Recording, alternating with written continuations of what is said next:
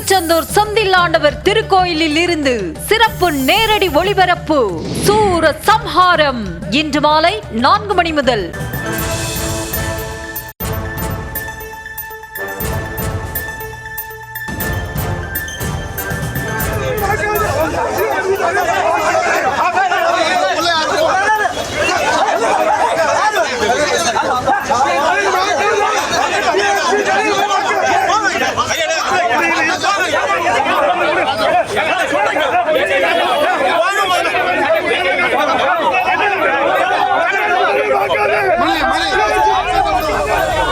புதுச்சேரியில் சுயேட்சை சட்டமன்ற உறுப்பினர் நேரு தலைமையில் மின்சார பேருந்து பணிமனை முற்றுகையிடப்பட்டிருக்கிறது.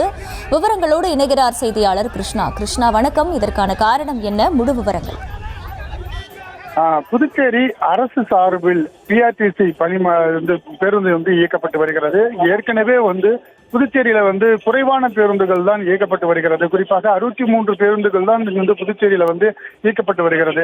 இதன் காரணமாக தற்பொழுது ஸ்மார்ட் சிட்டி திட்டத்தின் கீழ் பல்வேறு முன்னெச்சரிக்கை நடவடிக்கைகள் எடுக்கப்பட்டு வருகிறது. அந்த நிலையில புதுச்சேரிக்கு 25 பேருந்துகள் மின்சார பேருந்துகள் வாங்கப்பட்டிருக்கிறது. இதுல 10 பேருந்துகள் ஏசி பேருந்துகளும் மீதி நார்மலான பேருந்துகளுமாக இயக்கப்பட்டு வருகிறது. இந்த பேருந்துகள் தனியார் மயமுடன் கைகோர்த்து புதுச்சேரி அரசு இயக்கப்பட்டு வருகிறது. இதற்கு எதிர்ப்பு தெரிவித்துதான் புதுச்சேரியில் இருக்கக்கூடிய உருளையம்பேட்டை சட்டமன்ற உறுப்பினராக இருக்கக்கூடிய நேரு அவருடைய தலைமையில் ஆதரவாளர்கள் இன்று இந்த பேருந்து முதலமைச்சர் மற்றும் துணைநிலை ஆளுநர் தொடங்கி வைக்கிறார். இதற்கு எதிர்ப்பு தெரிவித்து ஏற்கனவே புதுச்சேரி அரசு ஏற்கனவே நஷ்டத்தில் இயங்கிக் கொண்டு இருக்கிறது.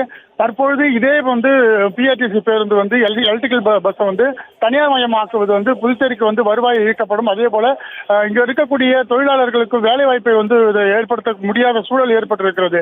இதனை உடனடியாக தனியார் மயமாக்குவதற்கு எதிர்ப்பு தெரிவித்து தற்போது அவர் போராட்டத்தில் ஈடுபட்டார். இதனால் இந்த பகுதியில் போலீசாருக்கும் போராட்டக்காரருக்கும் தள்ளுமுள்ளு ஏற்பட்டு பெரும் அளவில் பதட்டமான சூழ்நிலை ஏற்பட்டிருக்கு. ஒரு பக்கம் தனியார் அந்த எலக்ட்ரிக்கல் பேருந்து இயக்குவதற்கான தொடக்க விழா நடைபெற்று வருகிறது.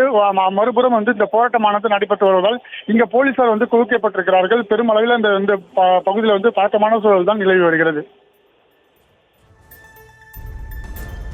விவரங்களுக்கு நன்றி கிருஷ்ணா.